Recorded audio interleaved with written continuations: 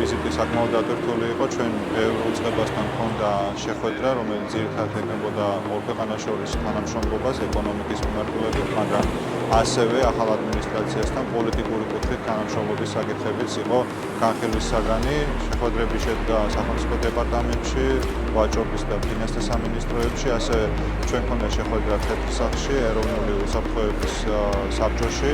ჰქონდა შეხვედრები ამერიკის ექსიმ ბანკში, ვისაუბრებთ ეკონომიკური თანამშრომლობის გაღრმავებაზე და ვფიქრობ, რომ ამ კუთხით საქართველოს და ამერიკას მართლაც აქვს ძალიან დიდი პოტენციალი თანამშრომლობის გაღრმავების, ეს იქნება როგორც სავაჭრო ურთიერთობები, ისევე საინვესტიციო მიმართულებით, ტრანსპორტის, ლოგისტიკის სფეროში და ტექნოლოგიების და ინოვაციების სფეროში თანამშრომლობა. ეს იყო საკითხი განხილვის ფაქტობრივად ყველა შეხვედრაზე, რომელიც ვფიქრობ, რომ ორივე მხარესთვის თანაბარწულად არის მნიშვნელოვანი. ასევე ძალიან მნიშვნელოვანი იყო ახალ ადმინისტრაციასთან იმ პრიორიტეტებზე საუბარი, რომელიც ქართული ოცნების ხელისუფლებას გააჩნია, რომელიც თანხვედრაშია სრულად პრეზიდენტ ტრამპის ხედვებთან და ვფიქრობ, რომ იქიდან გამომდინარე, რომ არსებობს ძალიან მჭიდრო თანხვედრა პოზიციებზე.